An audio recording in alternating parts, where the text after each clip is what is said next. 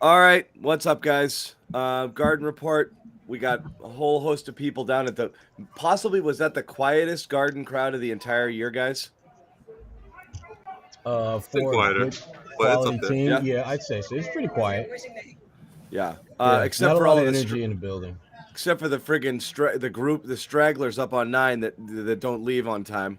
Um, That just what the Josue. broadcast commented multiple times on how quiet it was in there. But honestly, when you miss that many shots, I think the fans were just sitting there in stunned silence, being like, "Did I pay to watch an NBA team tonight, or am I in some rec league game with these just like Well, dudes again, that can't hit they, yeah, 25%?" they didn't miss that many shots.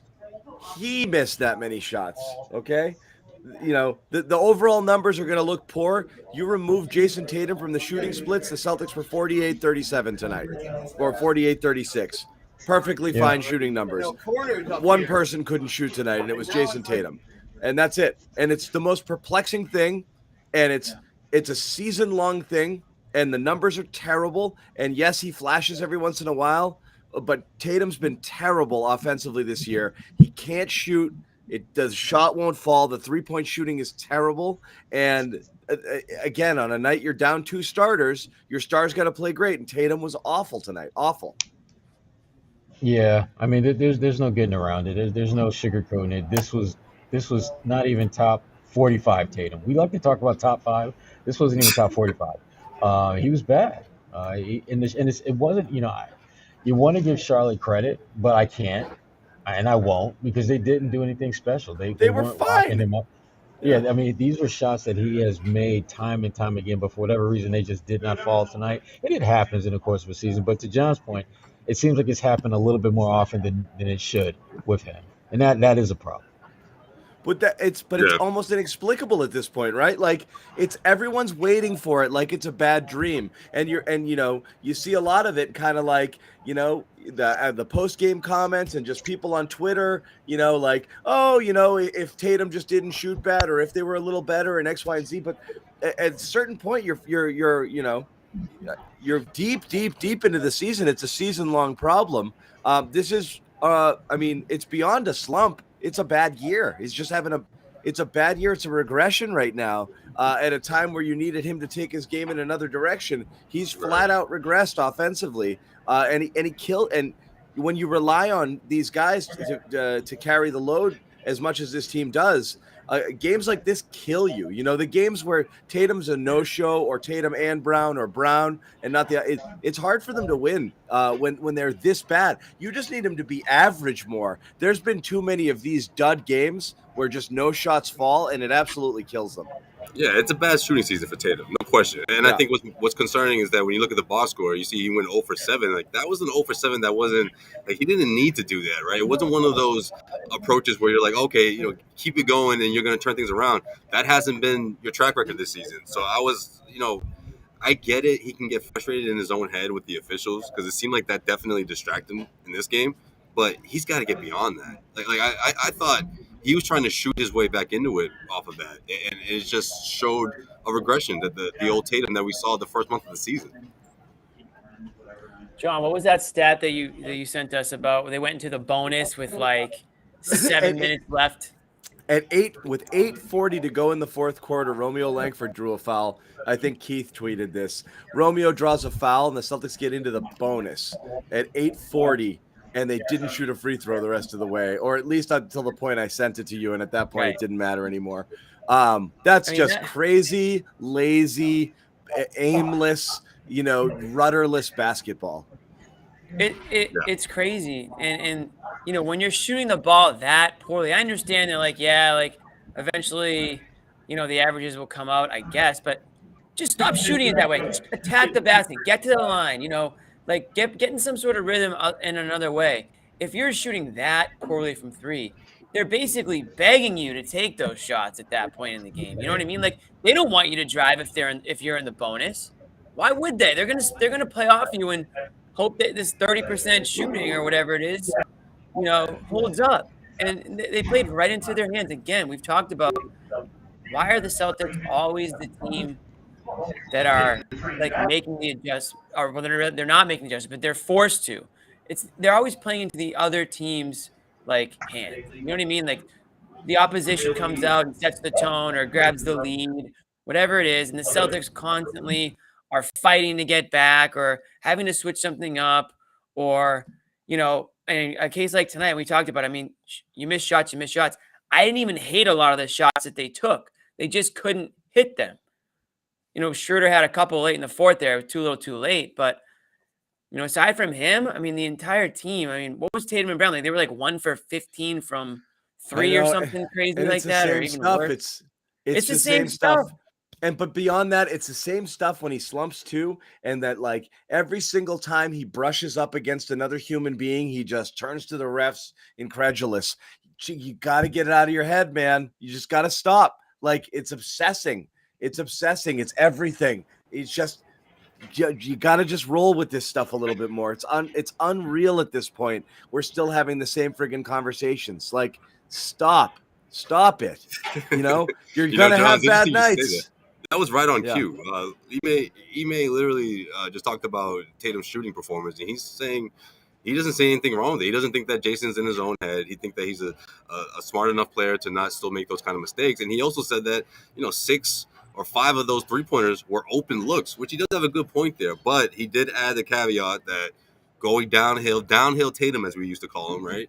That's what he would like to see when he's not shooting, when the 3-pointer's not falling. So that's what you're supposed to do. That's what you're supposed to do. Does. When you are a scorer, when you are a professional scorer in the NBA, and you are someone who typically relies on the 3-pointer jump shot, you attack, especially when you've got the physical build to do that. And if we're being honest and real, Charlotte had no freaking post presence defensively. It wasn't as if they had a Joel Embiid just kind of hanging out there waiting for you to come into paint. So it became a matter of beating your man off the dribble and getting to the rim. Now they do a good job of help side defense. They have really athletic guys in that front court who can fly over and swat shots. But damn it, I'm rolling the dice with that. I am going to roll the dice that I can get to the rim quicker than they can get to me with the help side defense. And if they're doing a good job with that, that means someone's open. That means one of my teammates is open pretty close by to where I'm at when I draw that. This was a bad game. When it gets hard, on every level. As you said, Sherrod, when it gets hard, you got to work harder. So like shots aren't falling. You work for better shots or you work for easier shots. You don't just keep chucking and hope it goes in. In the first half, they were actually working the ball, I thought, and getting good looks and getting decent opportunities until that second quarter. Until that second quarter, you kind of dig into that bench a little bit, and they did lose their way some. But they got off to a decent start, and you know what? I mean, look. I tweeted a stat the other day. They've had a ton of 40-point halves. They put up 27 in the first quarter, even without shooting lights out. That was showing that it was working. And then you just kind of get away from that a little bit. Like I said, that second unit struggled some. And then it just was, 3-3-3-3-3-3-3 the rest of the way, it felt like. Yeah. It was just frustrating because you could see the amount of switching that the Hornets were doing, and it was working in Tatum's favor. Like we saw him blow past Plumlee, we saw him split defenders in that first quarter, and then he completely just shied away from it. Now he may just dropped another comment about Tatum talking about. I mean, Jalen's doing it too, man. I mean, he didn't have as bad. Jalen actually played fairly well when he wasn't shooting threes. It wasn't too bad. But he added one reliant on it. He added the foul trouble as the thing that he thinks may have prevented him from being more aggressive and attacking the rim. Maybe that's the case, but I don't know. I just don't like to see that frustrated Tatum that's just yapping to the officials. There was one point after a timeout where it seemed like Ime was just like, no, look, you official go that way, Tatum, you come this way. Like in other words, stop talking to these guys, And I don't know if that's something that gets in his head or maybe it's the foul trouble in general, but he's got to figure that out. I'm not gonna let him off the hook and use foul trouble as an explanation because this happens whether he's got 4 fouls or he has 0.4 fouls. He does this consistently. So the foul trouble, it may have been a contributing factor, but look, it's not as if it played a role in him doing something that was out of character. Because this, unfortunately, we've seen this movie many times. I don't know. I wouldn't say it's Groundhog's Day because I don't think it happens every single day, but it damn sure happens a lot. And it's one of those things that, again, as he continues to evolve and ascend as one of the top players in this league, he has to get better at figuring out in real time how to be an impactful player when your shot's not falling. Because you see, when you talk about the top 5, top 10 players in the NBA, they all have that ability to be able to put their imprint in a positive way. Game more times than not, even on nights when they're not playing well. Jimmy Butler is not a top 20 player in my opinion, but when it comes to figures to impact the game down the stretch, he's right up there. And then it doesn't matter what he shoots from the field. He has a way of making big plays down the stretch. There's a ton of guys in the NBA who have that quality, and Jason's got to get better at that. He's got to develop that. I don't think you're born with that. I think you definitely, it's something that you can work towards, and he's got to get better at that. But when, when, I know we do this all the time and we talk about it, and I don't give them the pass for being young because they're in year 6 and 5. They're veterans here. Okay. And again, as they point out in the broadcast, and a lot of people will do it in defense of them. Hey, these guys have been to multiple Eastern Conference finals. Yeah. So that means you're seasoned. Okay. So you've been playing for a while. You've been through some battles. You've played with some really good teammates along the way. People who could show you how to do certain things. You're well into your careers here. At this point, asking someone to not complain every single minute of the day shouldn't be that big an ask. It's not that big an ask. You're a leader. I need you to shut the F up, and you just got to take it. You got to comport yourself better out there because it's bringing everybody down and it's affecting your game. It's affecting you right now. So stop. And he just can't. He can't do it. From game 1 to now, it's just part of him. So who thinks it's going to get better? When's it going to get better? I don't know. Think, right? Yeah, I mean, there's no one knows the answer to that question. But the big thing with him is he's got, like I said, it's not going to happen overnight. I don't think he's going to wake up one morning and all of a sudden everything just slows down and he makes all these amazingly awesome plays every single game all season. He's got to get better. And this is, again, he's far from a finished product. He's got a lot of room to get better, a lot of room to grow. But this is one of those flaws in this game that is starting to stick out more and more and nip it in the bud. He has that. It has to be one of those priority one, issues that he works through in this offseason. He's got to figure out how to be better in those moments. Bobby Manning, welcome you in, buddy. How did Bike Watch go tonight? I didn't have a strong eye on it. Was he on there at all? I don't know. I think Horford was on it. Damn it, Bobby! We gave you one assignment. You had one job. I think a lot Horford was coming here for Bike Watch, Bob. I think Horford was stealing the bike at one point in the fourth quarter. He was on the bike a little bit. Tatum in the first half was spending more time on the baseline screaming at the refs over that third foul. So there was no stint on the bike there. Yeah. Oh, what a frustrating night. The Hornets didn't even play good. You see what this team's capable of? That's what we said. They had such a blah game, and most of the Celtics not named Tatum were also okay. Yeah. If they really were. This was such an easy game. This is such a winnable game. Yeah, you needed more attacking and decisiveness out of him, and I did hear you guys talking about that a little bit before I came on. The three-point looks that he got were good. I mean, that last one in the corner there was just a practice shot. So you just kind of throw up your hands there a little bit in terms of the shooting, much like the team as a whole here in this one.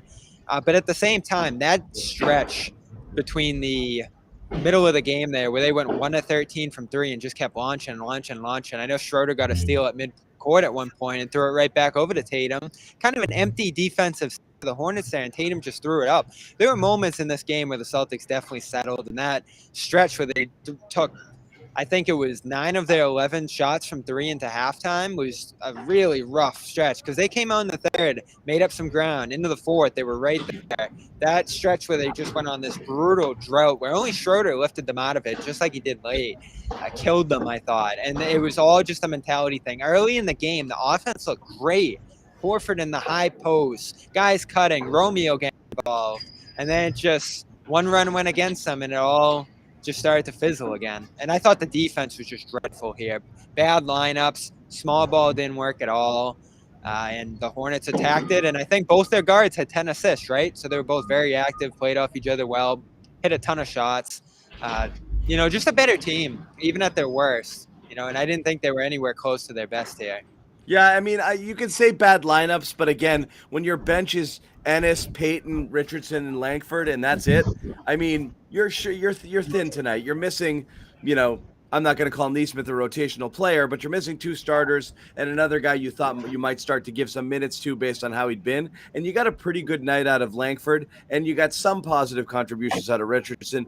Ennis was fairly useless, and so was Payton. But, I mean, that's who they are right now. I mean, this is people jumping in the chat saying rotations and this. I mean, what are you going to do?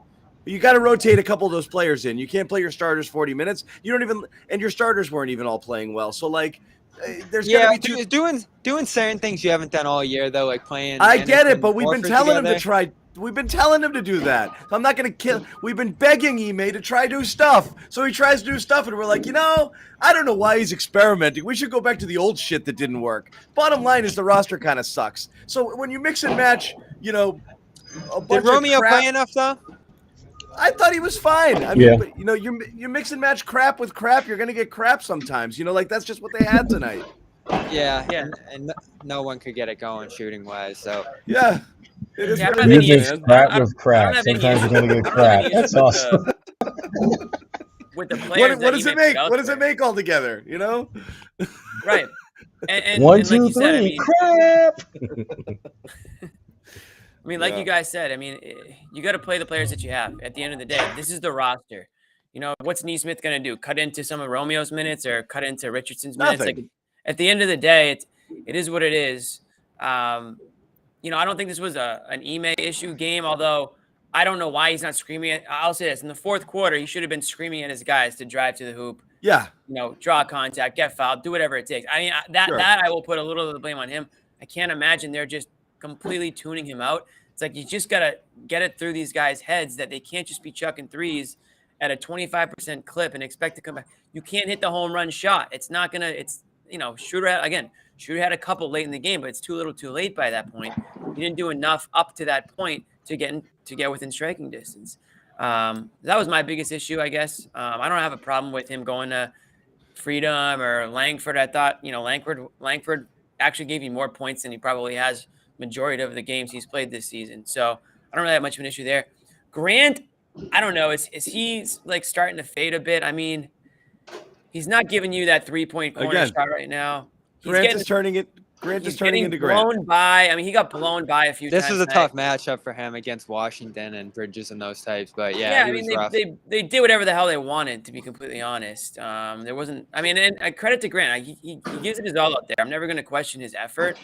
But again, it's a talent thing, and I'll question a lot of other guys' efforts, but I'm not going to question Grant's. But I just don't know if he's capable of the role that they need him to be in. And I know that they're a little bit, undermanned right now, so I get it. But I think overall the effort and intention in this one was great from everybody. I think everybody showed a big force. They made multiple comebacks throughout the second half. And listen, the shot quality that they were getting was outstanding. You look back on it, it's just this shooting thing that plagues them isn't going anywhere, and frankly is getting worse as Tatum, I think, starts to burn out a little bit here. And, if we're sticking on Tatum for just a second, the shot making that you've talked about, John, this just simply becoming a bad year for him on the offensive end. What does that stem from? I don't think it's shot selection for him like it was in 2019. He's not taking leaners and fadeaways and mid-rangers and all this different kind of stuff. He's honestly just taking a ton of, open threes, quality looks from deep, shooting a ton of them and getting downhill for the most part and just missing over and over and over again. And it's been the story this year. Guys have bad seasons. It's not like everybody just keeps going up from 19 on. You do have dips and valleys there.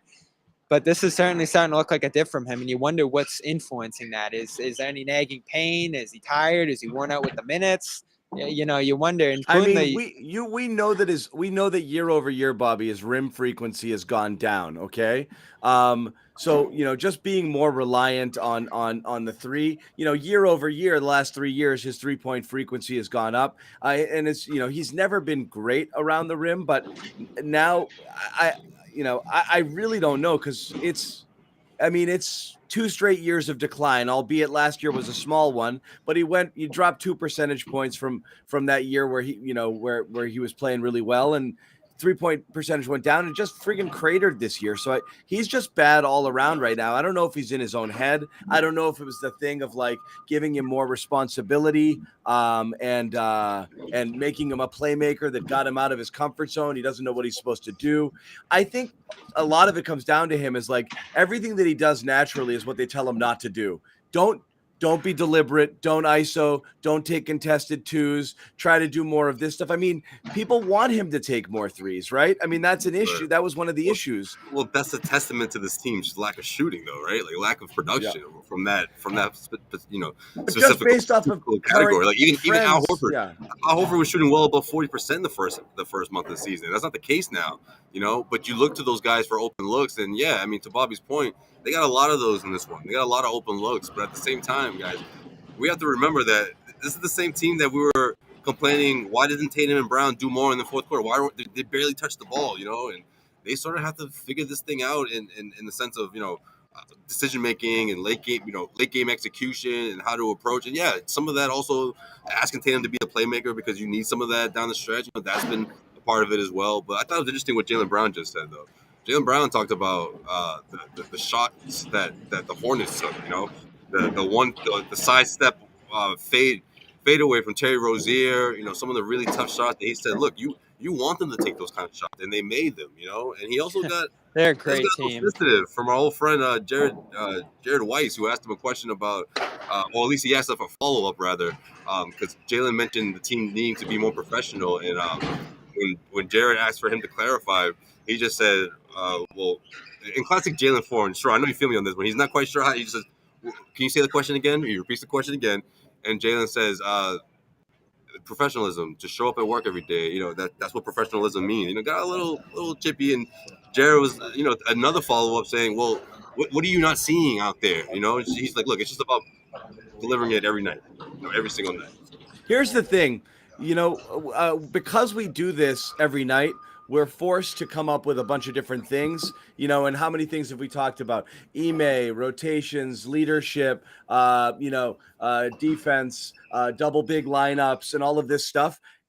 Look, every team is going to go through peaks and valleys and do some stuff well sometimes and other stuff not. If Jason Tatum was having an average statistical year this year, closer to what he did last year, they'd probably be 5 wins better. And a lot of these problems would just be gone. This is really the biggest difference with the team right now is Jason Tatum's just playing poorly. He's just inefficient. He has too many dud games. If Tatum was at his averages with everything in terms of shooting, this wouldn't be a problem at all. But he's killing you. You're relying on him a ton and he's killing you. And it's hard to explain why. We point to playmakers and this and that, but right now Tatum is the one player who's clearly, not Schroder. We know Al isn't the same guy he was a couple of years ago or whatever, but between the guys and the core players, Tatum's the only one who's gone backwards, like significantly so. If he was average, they'd be fine. A lot of these problems wouldn't exist. What about Smart? They didn't exist. Smart is slightly below his averages in a lot of things, but not. He hasn't cratered. He's playing his role well. Right. Tatum's just not doing the thing he's supposed to do. You rely on him to score. You rely on him to make those tough contested shots, and you count on him absolutely to make the open shots. He's simply not doing it. It's the one area of the team that's well below expectation in terms of. And this is the frustrating. Listen, that's all true, John. I actually agree with most of that. When Jaylen started getting on the ball late is when things started to clean up a little bit. He's been doing an even better job in that role than Tatum has the last couple of weeks. The frustrating part about it is the intention for those guys, I think, has been there the last 2-3 weeks. But when you have shot-making nights like this, from them included, it's hard to evaluate just how good of a job they're doing in those playmaking roles because you aren't setting them up with the personnel around them to make it easier. Guys who move, guys who cut, and guys who can shoot and pull some pressure out of the lane. They still have no spacing on this team, really, especially without Rob. So you'd be fine with them losing some games. You'd be fine with the stats dipping a little bit if you had more proven results from them taking on this mindset that Ime wants them to take on. This is my frustration with just sort of where they're going ahead of this deadline. The roster's starving for shooting. You want to have some nights where those guys rely on their teammates and get a lot out of it. And they're still not really getting that. I mean, tonight was a little better, but it's still a 30% effort from the team as a whole. Horford hit some late. Schroder bumped up the percentage with those last two there. But this was really just another dreadful shooting performance all around. It would have been slightly below average for the team, but well below average for Tatum. For sure. You know? And guys have bad games, and he's had quite a few of them here, carrying a massive load. I think that is a big part of what we're seeing from him this year. Just the fatigue setting in and everything that he's doing on both ends. It doesn't mean he's bad. Going back to last year. Yeah, it doesn't mean he's bad forever, but he's struggling to be the guy he's supposed to be right now, which is to carry that offensive load. He's obviously done it on several occasions, but he's just the consistency is terrible, and these awful games are way more frequent than they ever used to be. There's some fatigue through persistence, isn't there, guys, though? Like, you rely on your teammates again, you're kicking it out, you're getting these great looks, and it just keeps failing. Then your approach starts staggering a little bit. You don't know whether you're fully believing these guys. Ime actually talked about this last week, that you can't not make those plays because guys aren't making shots. He's leaning on them to do this over and over again, even though the results aren't there. And he keeps talking about missed shots. Well, at what point do they go out and get a shooter here? It's just crazy what they're doing. According to some of the lineups that they are, leaning on Horford as a spacer when he clearly just doesn't have it here. Like, listen, he's stuck in between roles, John, clearly. I think there's some balance that he's trying to strike between being aggressive and trying to do everything on his own and trying to do the playmaking things that they want to accomplish this year. But the personnel isn't there. Even if you want to say, look down on the bench and find some shooters there, what really is it at this point? And now they have 13 players on the bench. It's Hauser, it's Nesmith, who wasn't even here today, and Pritchard, who I thought stunk in this one again. So it's just not there on the roster, and it's something they have to address. I'm sure we'll talk about that later. Pritchard's having a rough go ever since you anointed him a few games ago. But again, in very short stints, just on a few shots. It's the same thing as Nesmith. I know it is. How's Schroder doing? Yeah, how has he been doing? He carried them again through the stretch tonight. Just for a stretch. I wrote my stretch of 48. I wrote stretch of the last 7 of the last 8 games.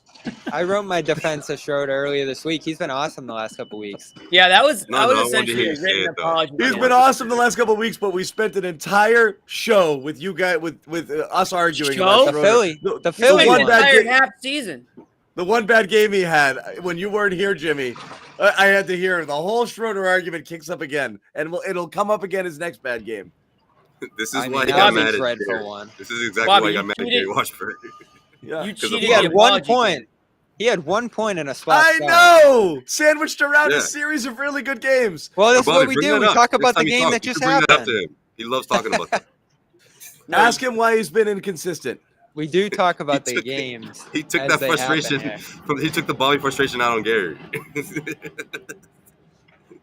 Schroder, I think you said it well, John, just embodying Marcus, the feel of the game and what they need here. Again, in this one, just staggering with buckets, hitting players early from great playmaking positions. I think he had 4 assists right away in this game. So, again, he's giving you what you need, and he is saving you. Again, late, you're down 12, and he gives you back-to-back threes to even give you a sliver of hope with 1:14 left. That was great. He's been awesome. Plenty of scoring. He had a couple of nice passes that Tatum missed, obviously, on the shots, but I thought he did everything defensively. He missed the layup. That was a tough one for him, but overall, he's giving you exactly what you need. I've always, and John's right there. We've always said that for whatever reason, the Schroder hate far outweighs the praise. When he has a game of 1 point, people can't wait to talk about it and then bring it up again and again and again. When he has a game like tonight, 24 points, you won't hear much about it. People will forget about it. They'll just still be begging Brad to trade Schroder for, a second-round pick and, tax relief or something like that, because nobody seems to care that that's completely bogus. We're going to get into the tax in a minute, too. Yeah. I know. I don't want to jump the gun.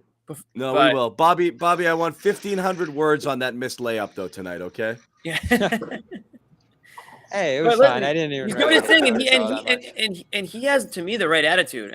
You can't tell me that he's not trying on both ends of the court. He's so aggressive. So aggressive.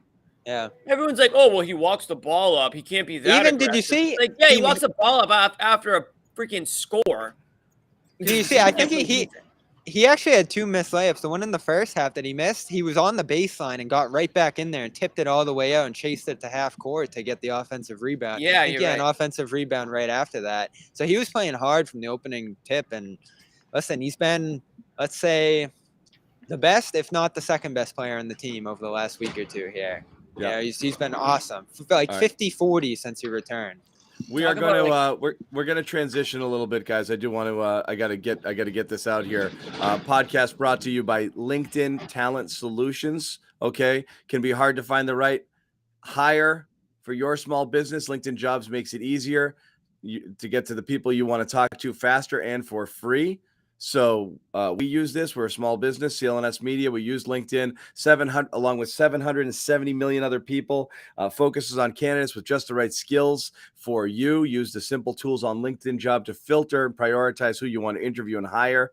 LinkedIn Jobs #1 in delivering quality hires versus leading competitors. So all you have to do here, you get to post a job for free. If you go to linkedin.com/garden, that's linkedin.com/garden, post your job for free. Sherrod, anything else you want to add on this game? Because we're going to move on. There's been quite a flurry of activity, both with the trade that went down yesterday and then a bunch of reports that have come out about that might put some things into clearer perspective about the Celtics are going to do. But anyone have anything left over on this game before we kind of get into the other stuff? No, keep moving. Keep moving. Keep it moving. Go ahead, Jimmy. Well, this goes back to Tatum. I didn't really get my Tatum talk. You guys, okay. I let you guys have it. Go. So it just goes to me.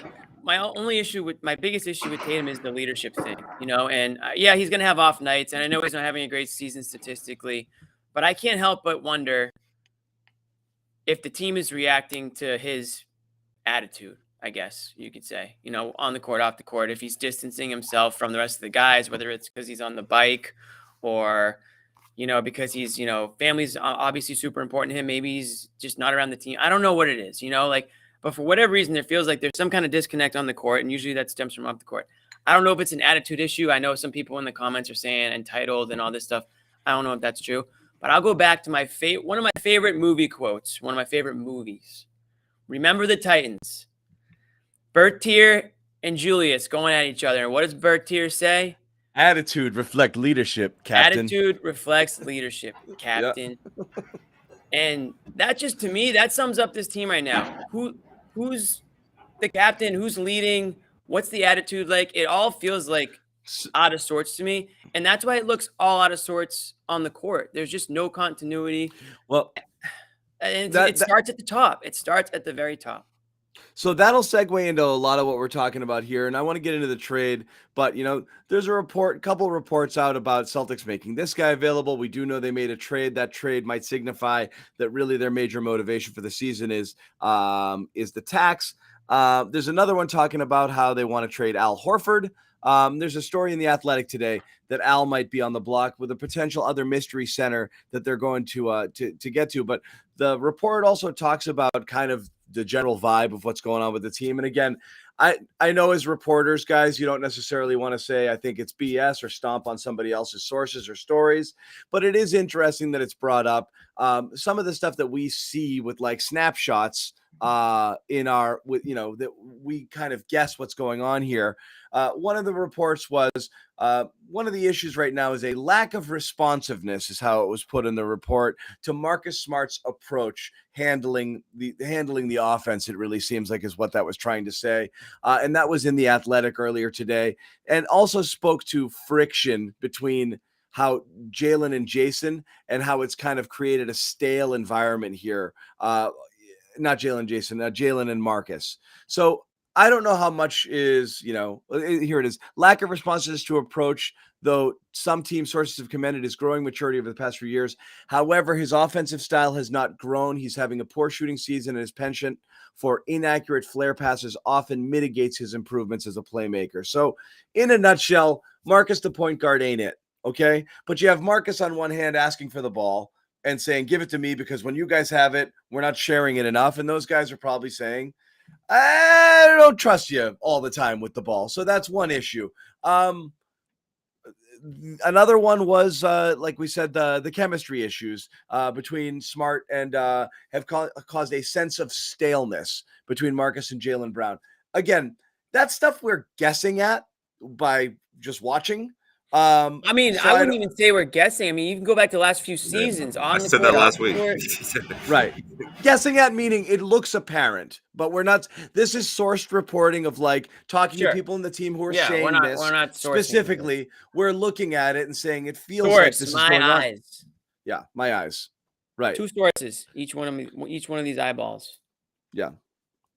Right. And we knew heading into the season, though, that we felt like Marcus, the team was going to have to Marcus was going to have to earn that trust at least, right? And I know that sounds weird, but I think the best way to put it was that we'd never seen him be that pure point guard. And I think he's still trying to figure that out. We're at a point right now where we're not seeing results. And yeah, I think it's only natural for a team to feel this way. They're 500. They're not where they're supposed to be. So it's easy to look at the guy who's been, the playmaker or lack thereof and wonder, well, what's the next move? Where do we go from here? So it'll be interesting because the Celtics have to address this, whether that means keeping Marcus in that spot and seeing what happens after that, or trying to address it and bringing in a playmaker, whether that means trading away Marcus Smart or not. I mean, I don't see this issue going away unless you bring in another playmaker, unless you bring in a point guard and hand the keys over. And I don't think that goes over well with Marcus if you do it this soon. But again, what's best for the team, that's something they're going to have to figure out within the next few weeks. Obviously, his market value hasn't gone up much, right, compared to last season. If anything, it's pretty much the same. So it's a tough spot to be in if you're the Celtics. But at the same time, winning solves that, right? I mean, there isn't reported friction in the locker room if this team is winning. Yeah. So the report doesn't come as a surprise to me. It really doesn't. Sherrod? Yeah. Can you hear me? I just want your take. Yeah. Yeah, I was just letting Josue go on and on and on and on there for a while there. That was fine.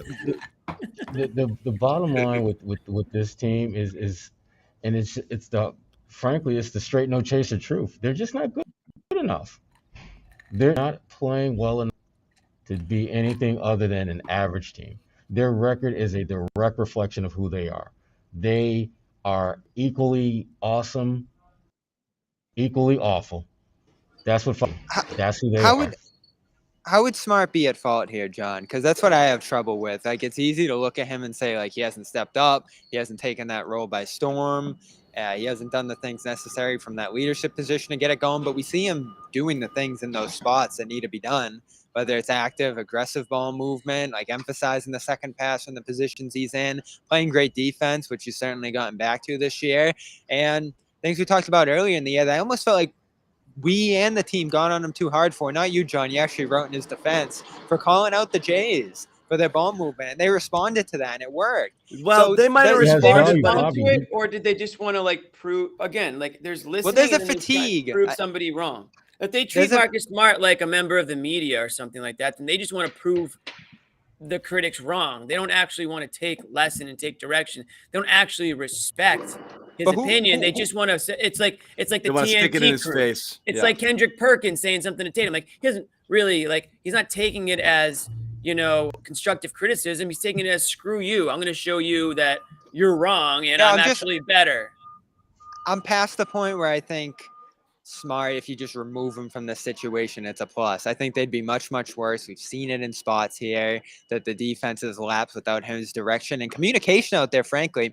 What I thought was interesting from this piece is just the lack of urgency in it. It sort of drew from Tatum's quiet style. That's the graph that I hit on most there.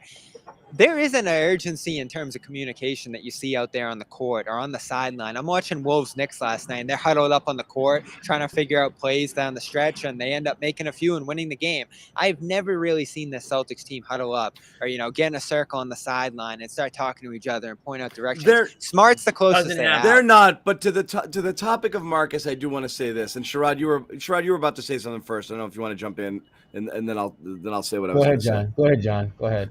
Just the Marcus thing, we were talking about this earlier today.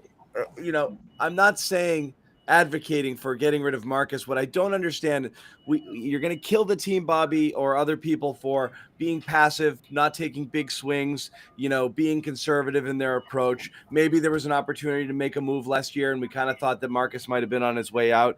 It didn't happen. Part of the reasoning behind possibly moving on from Marcus was might need to try something new, might need new voices in the room, almost in the same way you wanted to do it with Brad. Whatever it is, it worked for a little. It's not working now. It's probably going in the wrong direction. Best to nip it in the bud. You get another season into it, and if that's still going on, whatever it was, and again, there was some stuff out there, and it's hard to say how much is real or not real, and how much it's affecting them. But what I don't get is, why is it so unfathomable to think of moving on from Marcus as being a thing that could possibly make the team better? It doesn't make sense to me. Like, if you read any what's the move going to be? It doesn't matter. We're always so hung up on... It does matter. It doesn't. You always get so hung up on what's next. The reality is right now, and most... You said everybody blaspheme me every day in the chat. Most people... Yeah, but the chat's not the real world, Bobby. Most people out there who cover basketball for a living, and we're talking scouts and other players, talk about the fact that the Celtics don't have a point guard right now. Their biggest need is a playmaker. They say it so matter-of-factly, they might as well be saying the sky is blue. And yet here we continue to say, like, we're fine, this is good enough, but also we need to shake it up. I don't know where you're going to start to shake things up if that's not the first place you're looking. It's really one of the few places you might be able to make a splashy move, because you're not going to trade Tatum or Brown. And right now it seems like Rob is also becoming untouchable. So at this point, what are you going to do of any significant value that'll either get you something in return or shake things up in a way that actually makes a difference outside of that? Everything else is just moving small pieces around. It won't do anything. So I'm not saying do it. I'm just saying it's so strange that we're just like, nah, you can't do that. Who's going to be better? I think a lot of things might be better, but I don't know. But I mean, what else are you going to do at this point? I'm open to any suggestions. I'm even open to suggestions on Brown. I'll listen to anything. But there's got to be like a framework of what the move's going to be here. Again, I think some people look at Smart and say, just get rid of him because of the shooting and because of this or whatever else that it might be. I don't think this is a better team just by removing Smart from the equation. Now, if you make the right move, you get the right stuff back. Yes, 100% you could certainly be better. And I do buy into the staleness a little bit of this trio and this group as a whole, and even maybe some of the voices who are just shaping the direction of this team at this point. I think all that could be valid.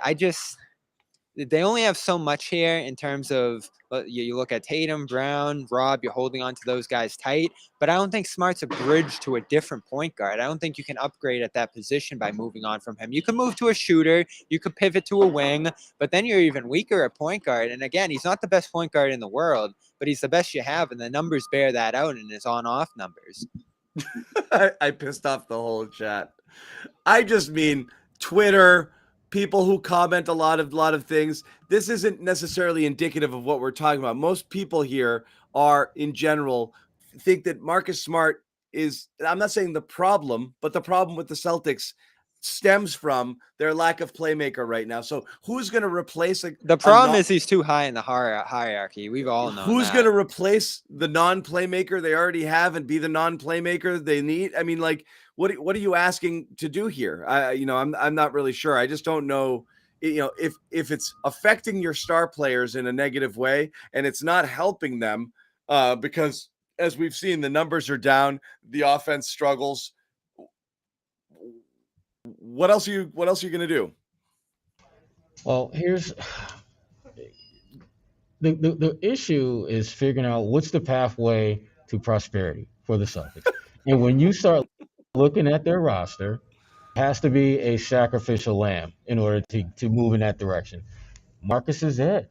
I hate to say it, but he's that piece. He's that piece. And the reason why, Bobby, is because he's the one piece that has, I think, does have the kind of intangibles that lots of teams could benefit from. It's just that I think the Celtics have tapped into that particular reservoir as much as they can get out of that. And I hate to be like that about it, but if they're at some point they're going to have to upgrade either that backcourt in some way, shape, or form. Because I don't think adding another shooter is going to get it done. I don't think bringing in a pass first point guard is going to get it done. But they have to address that position, and he is your best chip that you can play that can get you something. That's really what this is about. It's not about whether he's a good or bad player, because I think he's a very good player. It can help a lot. But I just think if you're the Celtics and you are in your mind, you have to move on from where you are right now.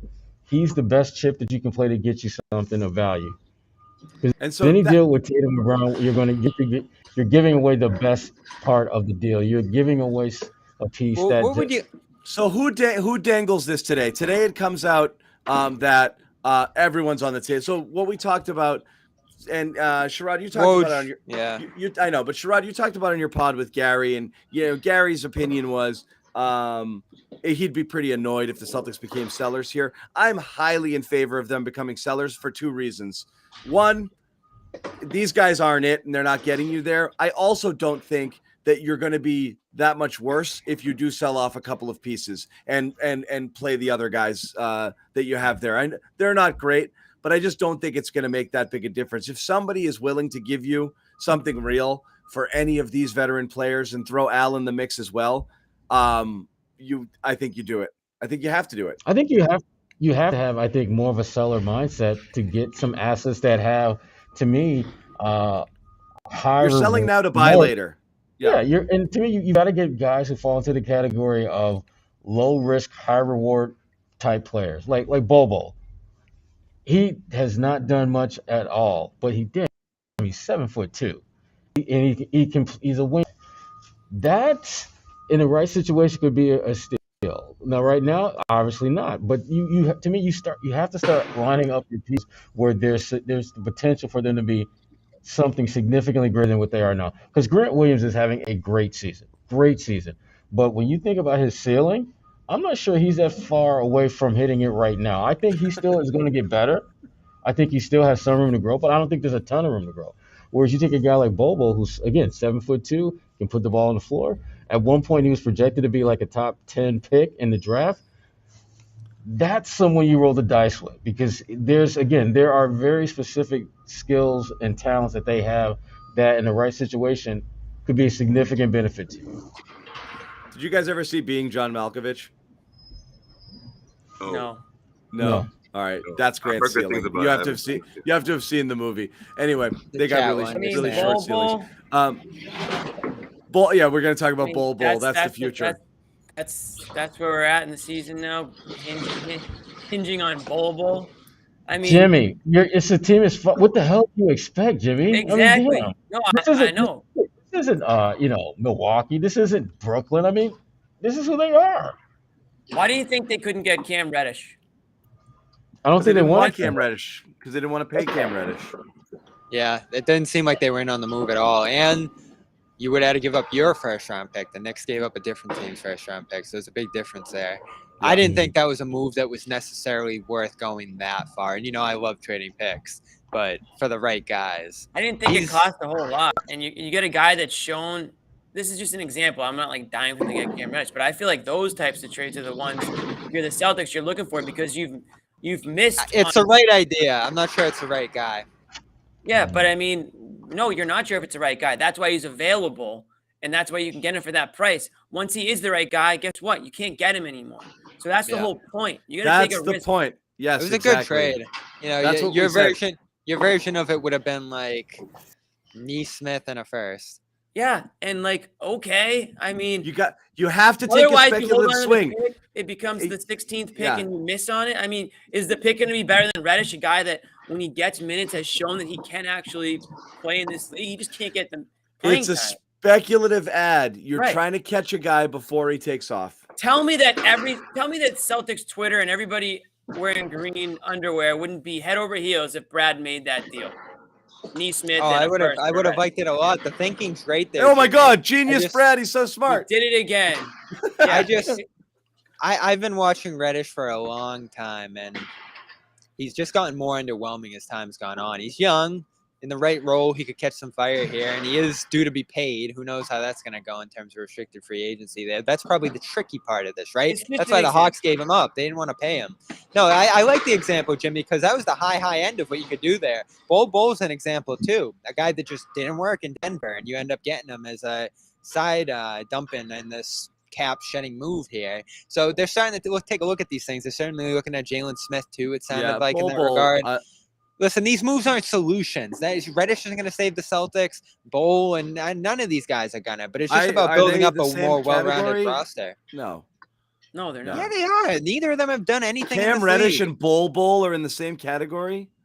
Cam Reddish is like a 38% career shooter. He's a bigger name than he is an actual talent in this league right now. I understand that, but Bowl might not be playing basketball in a couple of years. Maybe. Bowl is like a meme, dude. Like that he doesn't have any. There's nothing behind anything he's done in the league. Reddish is at least shown. Listen, there's a gap between them certainly, but in terms of the impact on the team, yeah. From his Bowl's hurt now. He's going to be out probably for the rest of the season. He's got the foot injury, and who knows how he's going to come back from that. So, I mean, again, we all know what type of move that was. I think we're going to get into that a little bit more. So that's what I want to talk about. That's the depressing thing about all of this. Go ahead, Jimmy. Are we going to be able to fit Robin anywhere in the show? I don't want to just fit it in a random spot, but I need to talk about Rob for at least a second. Why are you doing this? Bobby, I got to mute you 1 second because you're crashing pans behind you. I've been hitting mute too. It's killing me right now. All right, sorry. Go ahead, Jimmy. You can go on your Jimmy was fuming. Did I miss something? Did I miss something with Rob not playing? Is there a reason why Rob's not playing tonight? Like, is everything okay personally with him? Did I miss something? He had a kid. I know he had a kid. Yeah. He had a kid like 2 days ago, right? Paternity leave. Yeah, so is that Jimmy, it now? Jimmy, So don't go down this road, Jimmy. Just don't go down this road. No. Serious question. I have seen this before. He was able to. I've seen this movie, Michael Felger. No. He was able to miss the game. Yes, he was able to miss. Yes. Can I say one thing? Yes. No. Thank you. He was able to miss the game for the birth of his child, which I fully support. But do NBA players are they getting like a couple weeks paternity leave? Is that in like the new like collective bargaining agreement that I didn't see or something? Like, why can't he be at the game tonight? The kid was born. We saw the pictures. I'm very happy for him. But why can't he play in the game 2 days later? One person. They obviously need him. And again, I personally couldn't they have used him tonight? Jimmy's out here like, just hand him to the nanny and keep it moving, Rob. Keep it moving. Bro, I don't know where like the baby lives, if he's in the area or not, but like you could go a couple hours, like you could play the game. Like the team needs you. They're paying you a lot of money to play in these games. Hey, no one is more supportive of the chat than I, and they're killing you right now.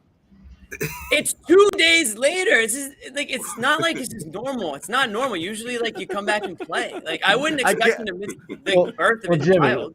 Jimmy, let me just throw this out there to you, okay? Today is January 19th. Today is actually my son's birthday, and I'm going to tell you right now. Look at that. Perfect. I'm going to tell you right now. I took a week off to be born, and I don't give a damn who feels any kind of way. I would do that 100 times out of 100 times, even if I had to cover the national, even if I had to blow off the national championship, or anything like that, because I can't get that moment back. I can't. So I can understand fans who would love for Rob to be out there, but to me, that's Rob's call. That should be his decision. It is his call. I can't get bent out of shape either way, because I mean, if Rob came, let's say Rob, his girlfriend has the baby and he plays like the same night that she gives birth, would people be up in arms about that? Yeah. Thinking like, why? Well, it's so insensitive. Why? He doesn't have his priority. I mean, no matter what he decided to do, is the point I'm trying to make is there's going to be a segment that's not going to be happy with it. He's either not giving Moment enough credit and giving it enough time to marinate, or he's just milking it and he should have his ass out there playing basketball.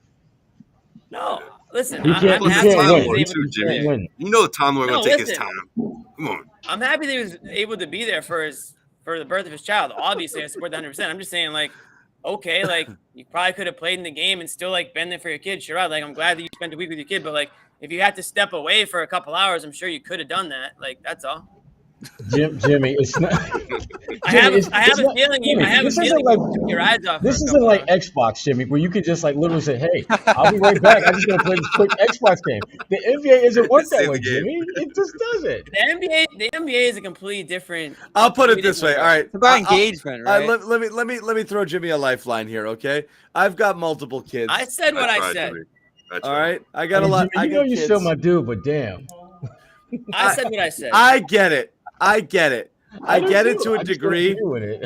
I get it to a degree, which is like you're at a hospital down the street. And I love kids, like, by the way. If you went home to go get a change of clothes, it would take about as much time as it would take to play in a basketball game. So maybe for your own mental health, maybe you would want to go play basketball and then come back later. You're 6'10". You don't want to be sleeping in those friggin' cots, at the Brigham. It's uncomfortable. I'm just going to go kind of stretch out, get a workout in. I'll be back, honey. Sure, that could happen.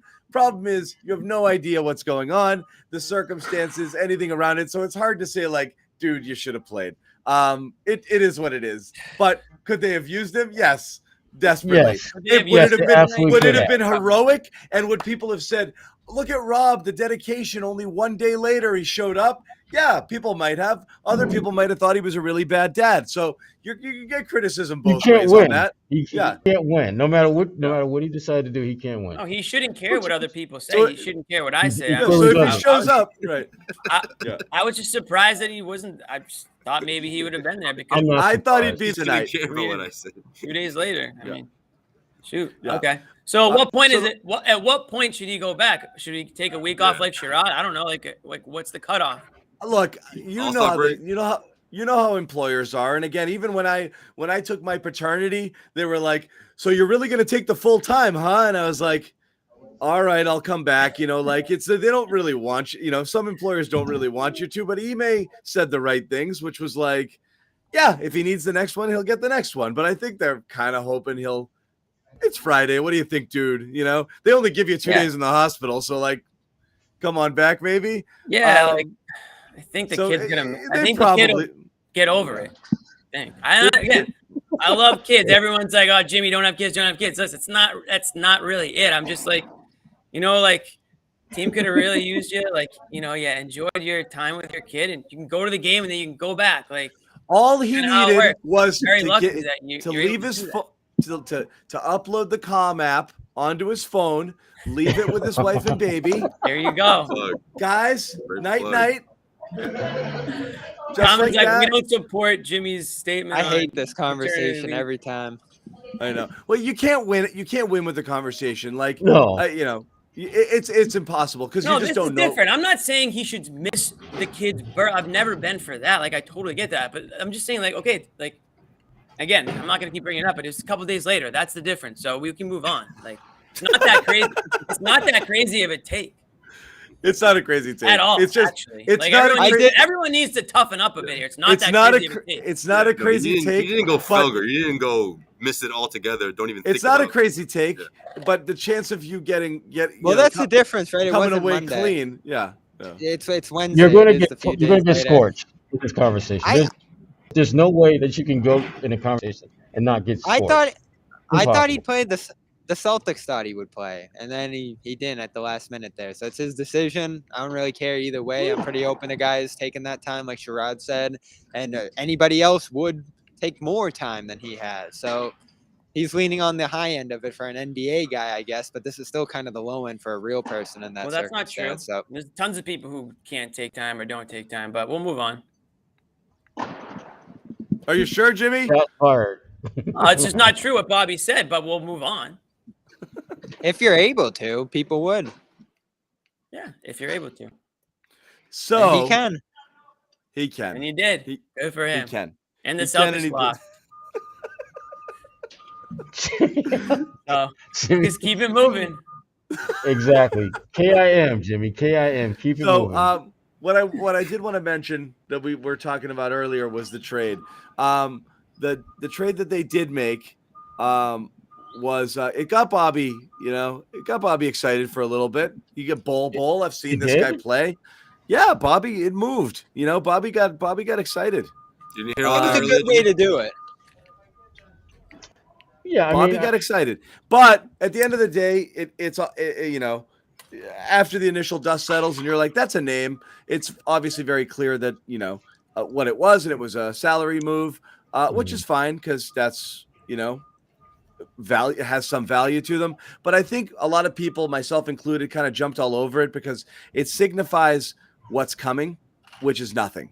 And that's what sucks is everyone was like, I had a friend ask me, he's like, why are you so mad on Twitter? Or why are people killing this trade? And I was like, it seems perfectly reasonable. Yes, the trade is perfectly reasonable. It's smart.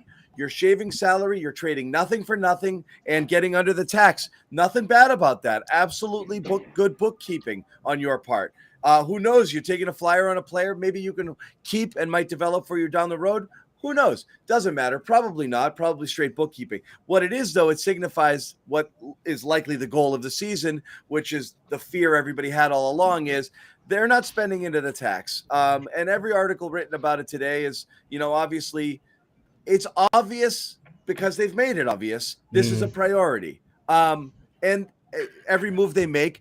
So it's very easy to say what Wick has been saying. I'll spend into the tax for a contender. And he's done that. And that absolves you of having to do anything here because no one can argue that this team is a contender. So is everyone okay with this? Is everyone okay with not spending into the tax, dumping resources, just getting under the tax for the sake of saving money? We're not worried about repeat offender stuff here. This is strictly saving Wick money. Well, it doesn't make sense to me to spend like a crap load of money if you're not going to be a title contender. You know this. You know that there's nothing that you can do deal-wise that's going to catapult you into that top 3, top 4 conversation. And if that's the case, why? Why would you spend? To me, your goal should be to create as competitive a roster as possible to figure who should stay and who should go. I look at guys like Pritchard. I look at guys like Neesmith. I look at guys, some of the younger, the Grant Williams of the world. And to me, this season is so critical to see what those guys are capable of doing that anything you can do to save money outside of that, you do. You absolutely do. Because, Bobo, and again, you look at some of the deals they've done in the past, the result often was significantly greater than with the expectation. Like when they traded for Isaiah Thomas, they were just hoping to get a little spark plug off the bench that could help them win a few games. The next thing you know, he's a 2-time All-Star and a top 5 MVP. So is Bobo going to be that good? I don't think. But shit, I mean, he is definitely worth rolling the dice on if you're the Celtics. I know, but yeah. But my counter to that is this, Sherrod.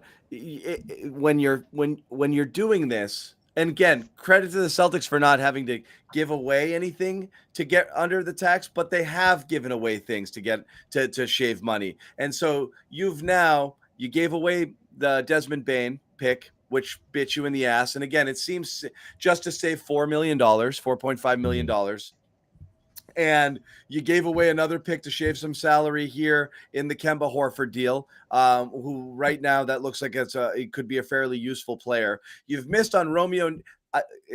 Everyone bear with me. You've missed on Romeo, Neesmith, Grant, and Pritchard in the sense of none of them are impact. They're not all busts, and you might get some value out of them, but you missed. They're not making you better. So that's 4 misses plus Bane 5 plus selling a pick. For the Kemba deal 6. That's 6 blown draft picks.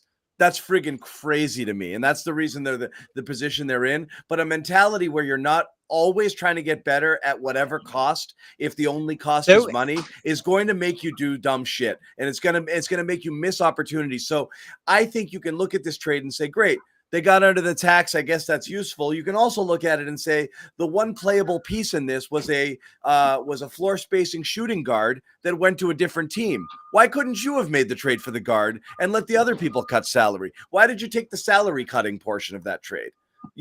Why couldn't you make a small move that would make you a little bit better? What's wrong with that? Like that's it's infuriating. And that if you're a Celtics fan, you're like, so you don't care at all if we're a little better. We're watching your team, we're investing. And they need to get a lot better. Yeah, and they need to get a lot better, which means And the problem is you can't get a lot better without a bevy of draft picks or up-and-coming players on your roster or tradable assets to swing big, which means you're going to have to get better a little bit at a time, which means you should be looking for every opportunity when you make a trade to get a little bit better because you don't have a lot of opportunities. And if you keep moving pieces around the board just to save money, you're going to be left with nothing. So any opportunity, if you find a team that wants to cut salary, you get the guy. Don't be the team that's giving that's cutting it. I think that's where fans are looking at it. So I get it from a perspective that they're not contenders, but you can't keep passing up opportunities to improve. That's it. I'm done. I don't think there's a clear-cut move that would like the whole consolidate the trash at the end of your bench for a rotation guy. I just don't think that's realistic, though, John. I mean, yeah, this is sort of the sign that they're not going to maybe swing for the fences here before heading into the trade season. But definitely didn't we know that already? Didn't we kind of call this a bridge year to begin with? We just didn't think it'd be this bad, right? We didn't think they'd be a solid 500 team throughout. I mean, maybe some of us did, but I didn't. And I just think this is the result of that. You're sort of in a tough spot where you have to wait and just get yourself under the tax. I mean, to their, to Wick, what one good thing about Jalen missing so many games is that he's probably not going to get those incentives, right? So, Wick's looking at that as well. And I think he's looking at this entire year, and that's through that same scope, that this is a bridge year, and Celtics fans may not want to hear that. But, I mean, look at these pieces that we're talking about. Look at this bench that we've been, for lack of a better word, shitting on all season. We've been making fun of this bench or saying not kind things about these weapons coming off of it. Bobby, do you have any comment on that? I thought I lost you guys. Yeah, the tricky thing we'll have to figure out here is whether they forewin opportunity here. Like that's gonna be the key thing. Could you have used Juancho's salary in kind of a salary? That's the other thing. Move that I talked about. Yeah, but that shows you what the market's like. That's right something now, they can. That was something they can still do, but that restriction's in place. Wancho's value was not to shave the market's pretty salary. stacked. Wancho's value was to stack salary. It was right, and that's why we're upset. I agree. Right, and that's another one. You can't get him anymore. Well, not the way I had it in mind. I think it's demoralizing. I think you are. Like I said, you're really stuck a little bit here. You either make those trades where if the only thing you're giving up is money, you make trades to improve. If you can get assets and you're willing to take a step back to take a step forward, that's fine.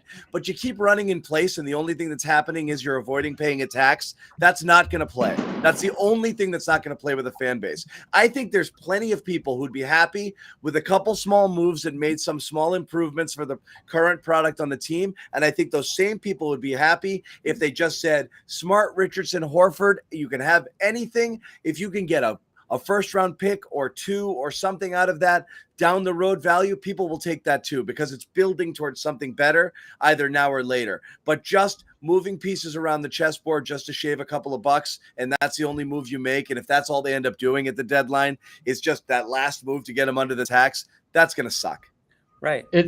John, I agree with you with that. I mean, I believe that this is just, the hors d'oeuvre to the first piece, entree, yeah, and to me that's a good thing because this is not going to dramatically shift your roster, even from a financial standpoint. It's not going to just all of a sudden you can now spend willy nilly all you want to, right? But this is where you Celtics fans, you got to trust Brad that he knows what the hell he's doing, that he's going to figure out a way to get you either that playmaker if he's being allowed to, or well, see, again, you always have restrictions, though.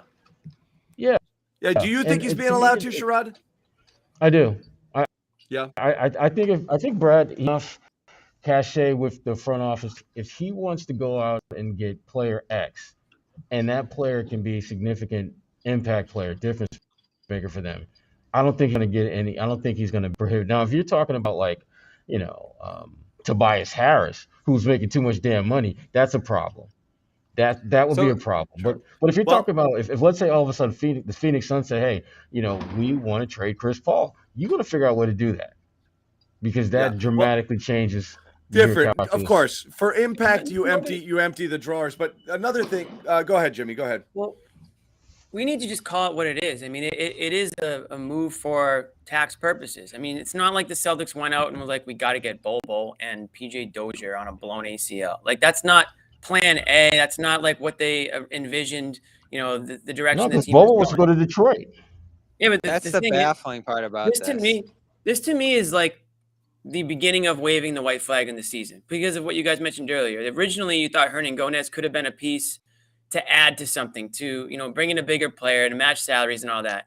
They must you don't know if you could or could have. There's weeks to go. It could have come up. They must There have could an been idea. opportunity. Why would they just jump at this? Why was Because they had a chance to get under the Save tax. money, and it save feels like they money. needed to. Yeah. Yes, the opportunity came up once the bowl deal fell through. But theoretically, they should be able to get under the cap, you know, in the next couple of weeks if this is. This was the easiest and most painless way to do it, though. It's Right, almost like. and that's did what you it see is. the way do you But see the way the reporting came out? It was like the Spurs. They got their future pick here, and they got off a guy they probably weren't going to keep. And the Nuggets, they got the shooter and the depth they needed, and they got rid of the two guys who couldn't play for them off the bench here. And the Celtics, they really needed to get under that tax line, and they did it here. Oh, my Lord. That's another narrative that, like, the entire national media talks about. Like, they needed to. It was crucial. Need to get under the tax. Like, oh, we're all going to, you know, we're all just going to explode if we don't get under the tax. I mean, don't get me wrong. I understand. Once you realize that you're not good enough to win with the roster, why not get under the tax? It does make sense. It's just a totally frustrating position to have. I totally get it's two separate things. Like, I totally get why they're doing it, but it doesn't make it like. Here's the thing, too. I'm not It gonna say, doesn't make sense in some ways. But I believe, Jimmy, I that believe they're in this. I believe everything you do should be first towards improving, and when you don't then save to make, again, if this is the first domino to fall and it's get under, have a little bit more, make another move here, or get as far under as you can now, because we are going to make a deal to absorb some salary, which will put us into the tax. So if I don't have to go 20 million into the tax, I only have to go 10 million in, because we are going to add.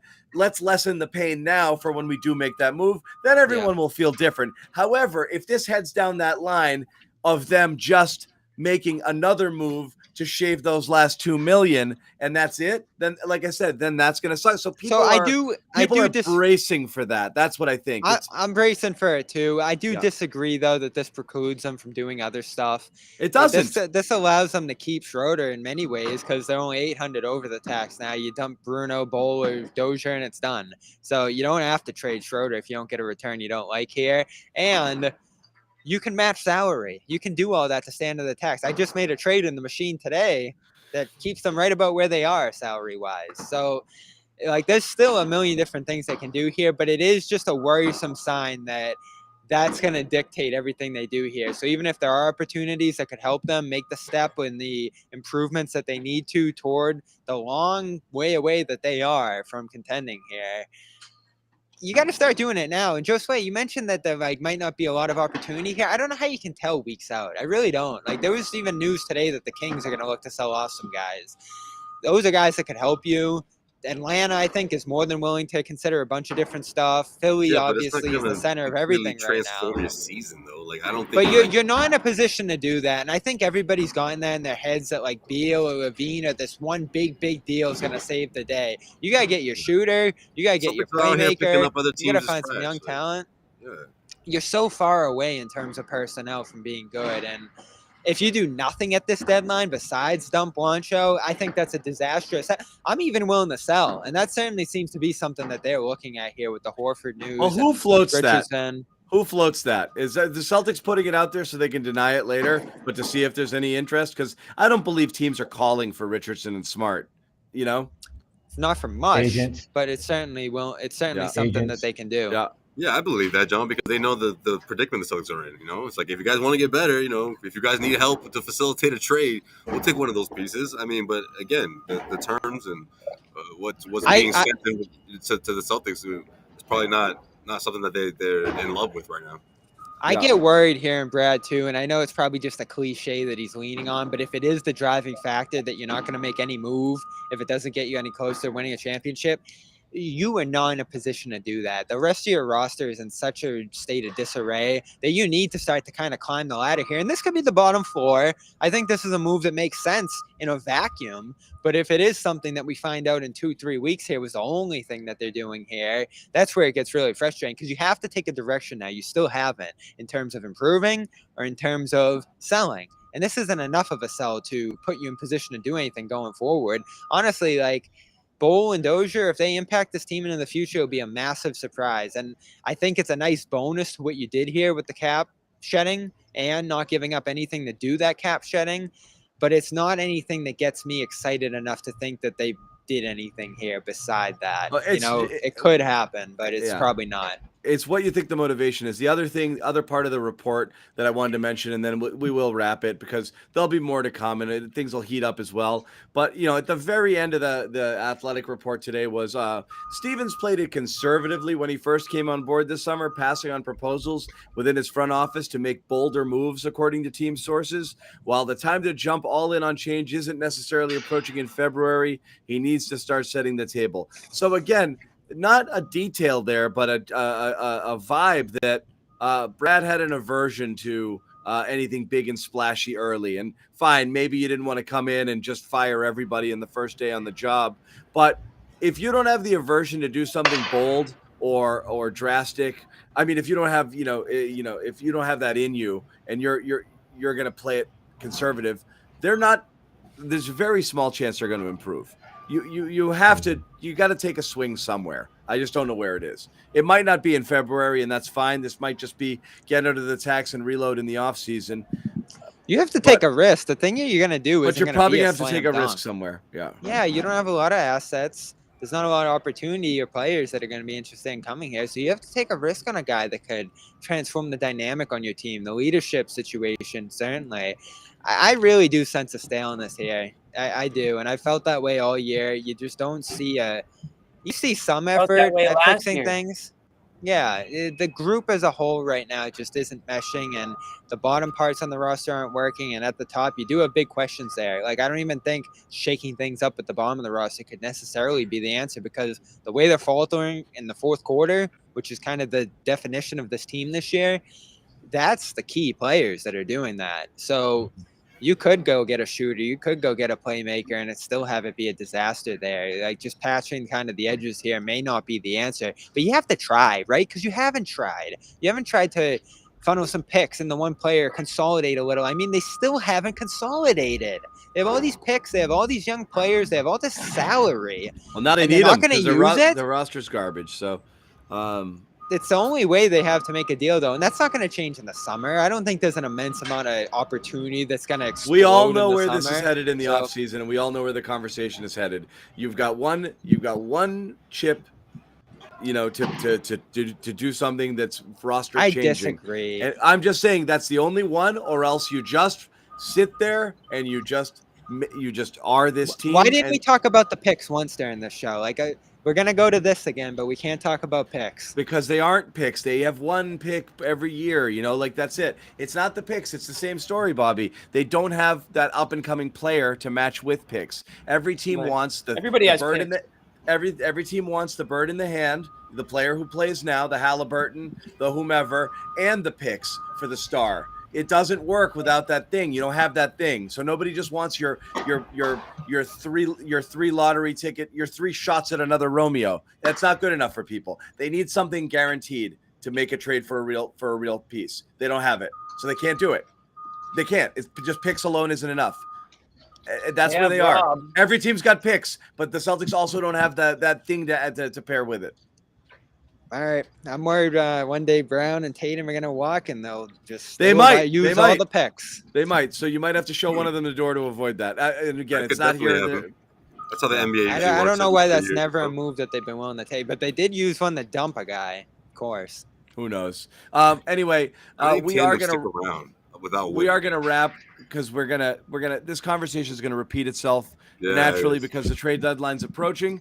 What is the trade deadline? The actual date? February 10th. So, ton of stuff. Thinking about it all year, John. All year. Yeah, leading up to that. But we've got more games coming up Friday night. Who do we got Friday? I don't even Portland. know. Dame. Portland. Oh, Portland without Portland, no Dame. Dame. Chauncey. And then we got Sherrod's got his buddy. His Pistons connect. And then Hey, let's get him on the show. Let's get him on the show, Sherrod? What's Sherrod. up? North End? No, we're not ready for that. yeah. No, not That yet. might come with a price tag that we can't quite afford. Oh man. Yeah. We are in Washington on Sunday as well. Mhm. Yeah. Yeah, Sunday Stay tuned afternoon, for that. Wizards. Any of you guys watching Yellow Jackets, by the way? No. But I heard about it. You should watch it. Yeah. I actually, you know what? I started it and I was just like, it was late at night. I was like, no, I need to give this more of my attention. So but I'm going to try it. I heard good things. It's pretty good. Yeah.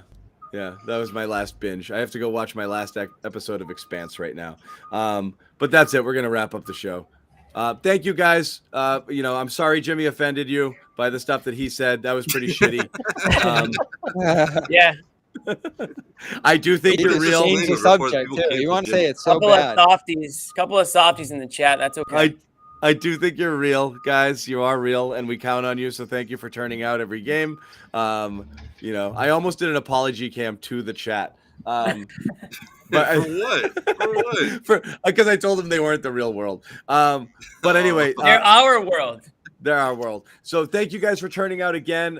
We're back on Friday with more, and then at least Bobby, possibly a couple of guys traveling to DC for that game on Sunday. People want to trade me. That's fine. I'll do that. But until then, thanks again. Once again, quick reminder, LinkedIn. No, we're not trading John. It's a rebuilding year. You know? It is a rebuilding year. I'm that veteran presence, right? Although, I'll ask Nick if we need to get under the tax. John might have to go. I know. Yeah, I am expensive. LinkedIn.com/garden. Post your first job for free. Once again, LinkedIn.com/garden. Post your first job for free. Thanks again for watching. Celtics lose to the Hornets. Full team, maybe back on Friday. Could be the first time in a long time. I don't Jimmy, know. what do you think? I don't know. I hope not. I would hate that if that was the case. I hope everyone takes their time coming back. Yeah.